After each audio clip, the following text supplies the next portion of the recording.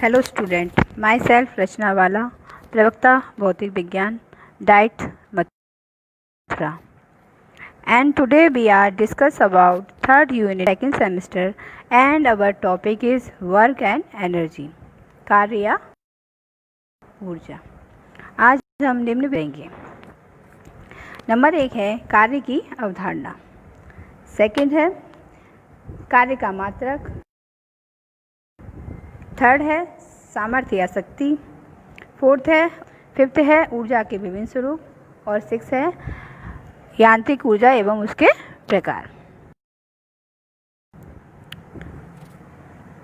चलिए आप जानते हैं कार्य की परिभाषा या कार्य का अवधारणा. सामान्यतः हम दैनिक जीवन में किए गए शारीरिक एवं मानसिक परिश्रम को कार्य कहते हैं, जैसा पढ़ना, खेलना, साइकिल चलाना, धक्का देना आदि. हम कहते हैं कि हमने कार्य किया, परंतु विज्ञान की भाषा में कार्य का अर्थ इससे भिन्न होता है. विज्ञान की दृष्टि से कार्य करने के लिए बल की आवश्यकता होती है और इस कार्य को किसी वस्तु पर लगाकर उसमें गति उत्पन्न की जाती है. यदि बल से वस्तु में कोई गति उत्पन्न नहीं होती है तो विज्ञान के अनुसार कोई कार्य नहीं होता है, चाहे बल की मात्रा कितनी भी क्यों न लगाएं और चाहे कितनी भी देर तक क्यों न लगाएं. जैसे जब दीवार पर धक्का लगाता है तो उसमें कोई गति उत्पन्न है और दीवार की गति में कोई परिवर्तन नहीं होता है. अतः विज्ञान के अनुसार कार्य शून्य होता है. इस प्रकार किसी वस्तु पर बल लगाने से यदि उसका विस्थापन होता है तो कार्य होना माना जाता है. अर्थात किसी वस्तु में गति उत्पन्न करने के लिए जितना अधिक बल लगाना पड़ता है या बल लगाने पर वस्तु का विस्थापन जितना अधिक होता है, किया गया कार्य उतना ही अधिक होता है. अतः हम कह सकते हैं कि किसी व्यक्ति द्वारा किया गया कार्य उसके द्वारा लगाए गए परिमाण तथा बल की दिशा में विस्थापन के गुणनफल पर निर्भर करता है. तो कार्य बराबर होगा हमारा बल गुणा बल की दिशा में विस्थापन. माना कि जैसा इस चित्र में दिखाया गया है, कोई वस्तु है, उसको हमने विस्थापित कर दिया. वो एक स्थान से थोड़ा सा डी विस्थापित होकर दूसरे स्थान पर में किया गया कार्य जितना उस पर बल लगा F गुणा D रहेगा. अब यदि वस्तु का विस्थापन बल की दिशा में किसी कोण थीटा पर होता है तो वस्तु पर किया गया कार्य बल तथा बल गुणनफल के बराबर होता है. माना कि किसी वस्तु पर F बल लगाकर वस्तु को स्थिति 1 से दूसरे में cos थीटा से विस्थापित किया जाता है तो किया गया कार्य W बराबर F गुणा D cos थीटा होगा. उक्त समीकरण में वस्तु पर बल द्वारा किए गए कार्य की निम्न गणना कर सकते हैं. नंबर 1 है हमारी, यदि विस्थापन बल की दिशा में है, मतलब जिस दिशा में बल लगा रहे हैं उसी दिशा में विस्थापन हो रहा है, अर्थात हमारा जो कोण रहेगा वो 0 डिग्री रहेगा. तो cos 0 का मान हमें पता है होता है 1. तो हमारा किया गया कार्य W बराबर हो जाएगा F गुणा तो इस स्थिति में वस्तु पर बल द्वारा की यथार्थ धनात्मक होगा. एग्जाम्पल के लिए देख लेते हैं. जब कोई घोड़ा गाड़ी को खींचता है तो घोड़े द्वारा लगाया गया बल एवं गाड़ी के विस्थापन की दिशा समान होती है, अतः घोड़े द्वारा गाड़ी पर किया गया कार्य धनात्मक होता है. दूसरी पोजीशन में यदि विस्थापन बल की दिशा के लंबवत अर्थात 90 अंश के कोण पर यानी ऊपर से लगा है तो cos 90 का मान हम जानते हैं 0. इस स्थिति में वस्तु पर किया गया कार्य 0 होगा, अर्थात W बराबर 0. जैसे कि इसके कोई उपग्रह पृथ्वी के चारों ओर वृत्ताकार मार्ग में गति करता है तो उस पर लगने वाला बल गति की दिशा के लंबवत होता है, अतः बल द्वारा किया गया कार्य 0 होता है. मतलब वो अपने स्थिति पर आगे पीछे नहीं घूमता है, मतलब उसके सापेक्ष घूमता है, उसमें अलग से विस्थापन नहीं होता है. नंबर 3 है, यदि विस्थापन 0 है, मतलब कोई वस्तु अपनी जगह पर ही है तो वस्तु पर बल लगाने में वस्तु पर विस्थापन 0 होता है तो वस्तु पर किया गया कार्य भी 0 रहेगा. जैसे कि हमने एग्जाम्पल देख लगाने पर हम कितना भी बल का प्रयोग कर लें लेकिन उसमें विस्थापन नहीं होगा, तो इस स्थिति में हमारा कार्य 0 रहेगा. नंबर 4 है कंडीशन में यदि विस्थापन बल की दिशा के विपरीत है अर्थात थीटा बराबर 180 अंश है तो cos 180 को हम -1 cos 180 का मान हम -1 लेंगे। तब वस्तु पर किया गया कार्य W बराबर -F × D अर्थात ऋणात्मक होगा। फॉर एग्जाम्पल, किसी नस समतल पर नीचे फिसलती वस्तु का विस्थापन घर्षण बल के विपरीत होता है, अतः घर्षण बल द्वारा वस्तु पर किया गया कार्य ऋणात्मक होता है। अब देखते हैं हम कार्य का मात्रक। कार्य का मात्रक हम कार्य के सूत्र से प्राप्त कर सकते हैं। कार्य का सूत्र बल गुणा विस्थापन। बल को हम न्यूटन और विस्थापन को हम मीटर में, तो कार्य का मात्रक हुआ न्यूटन और न्यूटन गुणा मीटर, जैसे हम जूल कहते हैं। एक और मात्रक है सीजीएस, अर्ग होता है। नेक्स्ट है सामर्थ्य या शक्ति। किसी को करने की जो दर होती है उसको हम सामर्थ्य या शक्ति कहते हैं। निश्चित करते हैं P बराबर किया गया कार्य W बटे समय T। सामर्थ्य या शक्ति का मात्रक वाट होता है। नेक्स्ट है इसको इस पिक्चर की हम इसका मात्रक दें सहायता से। ऊर्जा क्या होती है? आपने देखा होगा कि ऊंचाई बढ़ा जब एक लकड़ी के किसी टुकड़े पर रखी किसी कील पर तो वह कील को लकड़ी में ठोक देता है। ऐसा क्यों होता है? क्योंकि ऊर्जा द्वारा विभिन्न प्रकार से वस्तुएं कार्य करने की क्षमता अर्जित कर लेती हैं। किसी वस्तु को कार्य करने की कुल क्षमता को हम उसकी ऊर्जा कहते हैं या कहलाती है। अर्थात उस प्रत्येक वस्तु में जिसमें कार्य करने की क्षमता होती है में ऊर्जा निहित होती है। उदाहरणतः चाबी भरी हुई घड़ी की स्प्रिंग घड़ी की सुइयों को चला सकती है। अर्थात ऊर्जा एक अदिश राशि है। इसका मात्रक वही है जो कार्य का मात्रक होता है। अतः एसआई पद्धति में ऊर्जा का मात्रक, तो एसआई पद्धति में मात्रक होता है इसका जूल। नेक्स्ट है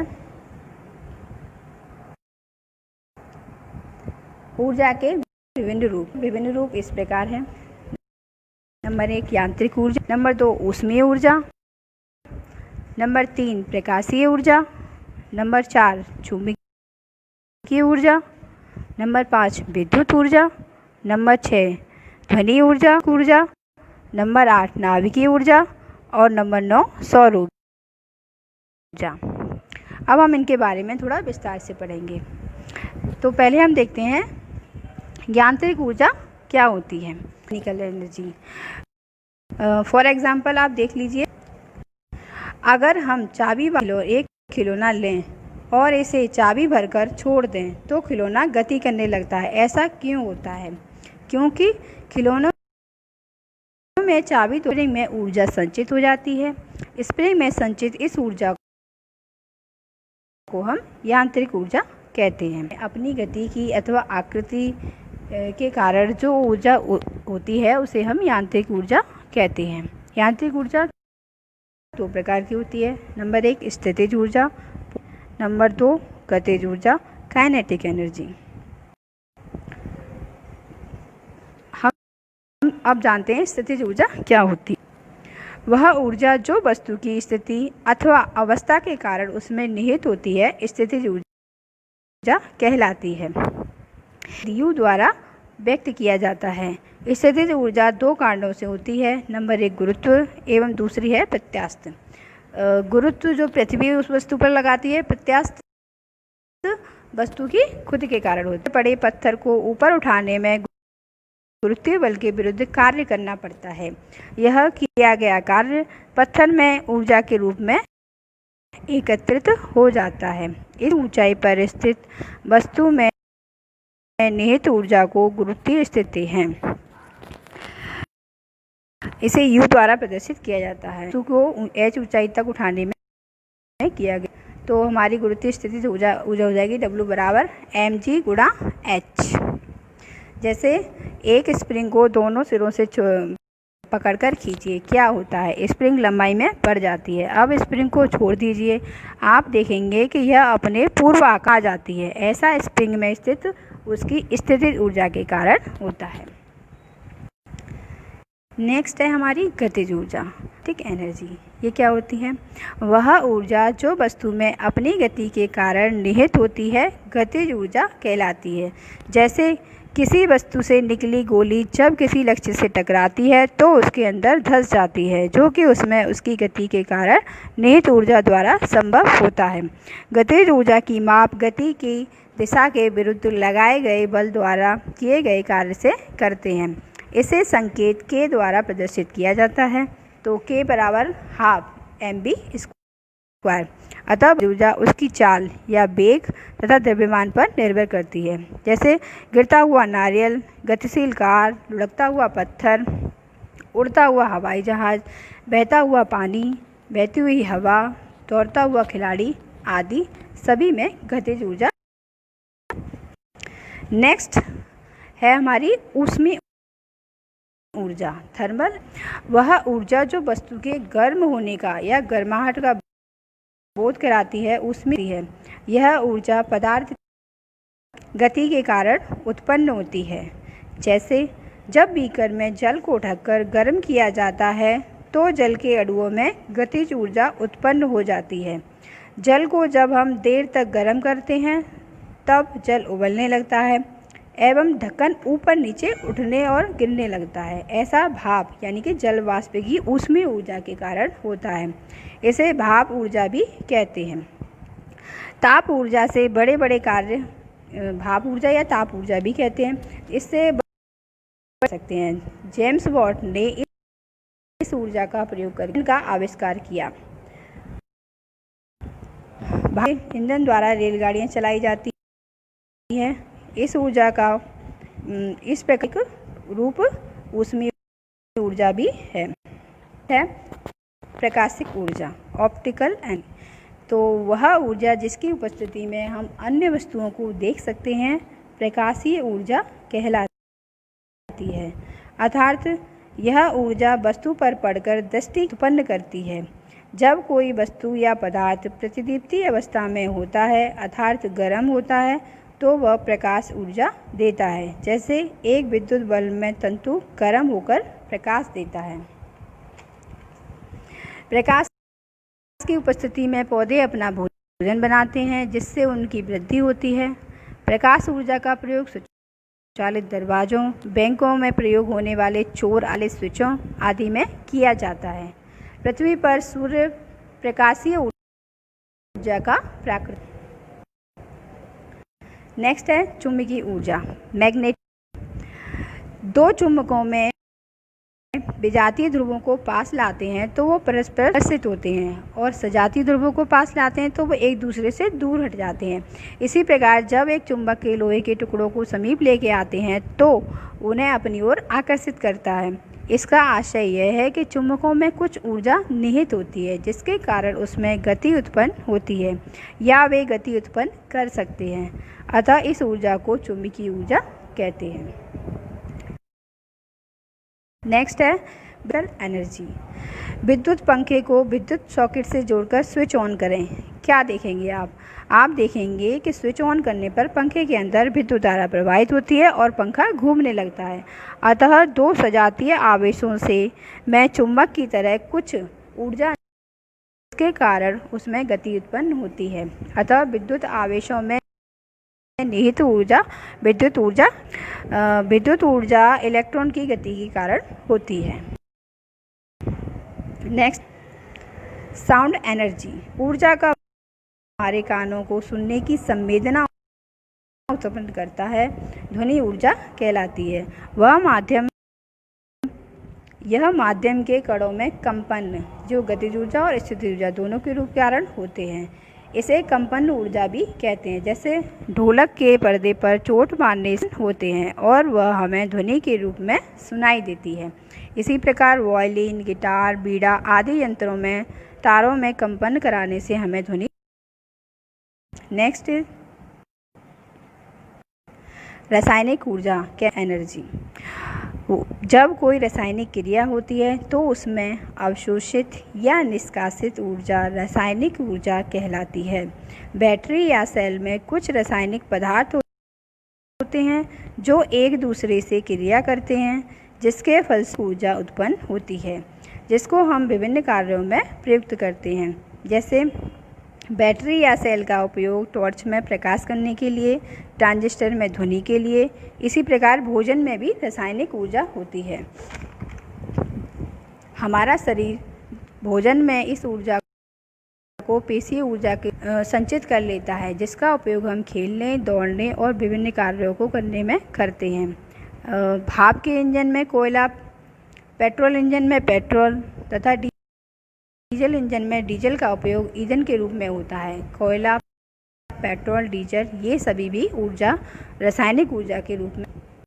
नेक्स्ट इज नाभिकीय ऊर्जा या न्यूक्लियर एनर्जी। हम जानते हैं कि सभी पदार्थ विभिन्न तत्वों से मिलकर बने होते हैं तथा प्रत्येक तत्व छोटे छोटे कणों से, जिन्हें हम परमाणु कहते हैं, से बने होते हैं और परमाणु का समस्त द्रव्यमान नाभिक में संचित होता है और संचित ऊर्जा को हम नाभिकीय या परमाणुवीय ऊर्जा कहते हैं। इसमें परमाणु का भारी नाभिक दो छोटे नाभिकों में टूटता है और दो छोटे नाभिक मिलकर बड़ा नाभिक बनाते हैं, तो इस क्रिया में उत्पन्न ऊर्जा नाभिकीय ऊर्जा कहलाती है। वास्तव में इन प्रक्रियाओं में परमाणु के द्रव्यमान की क्षति ऊर्जा के रूप में मुक्त होती है।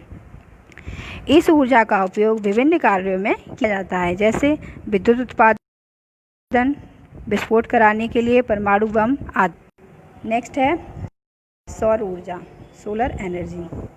आजकल सौर ऊर्जा का प्रयोग बहुत ही ज़्यादा किया जा रहा है। सूर्य से प्राप्त ऊर्जा को हम सौर ऊर्जा कहते हैं। सूर्य से प्राप्त ऊर्जा का अधिकांश भाग प्रकाश ऊर्जा व ऊष्मीय ऊर्जा के रूप में होता है। प्रकाश विद्युत प्रभाव द्वारा सूर्य से प्राप्त प्रकाश ऊर्जा को विद्युत ऊर्जा कहा जा सकता है। आजकल सौर ऊर्जा का उपयोग सोलर ऊष्मक, सौर बैटरी आदि में भी। Thank you.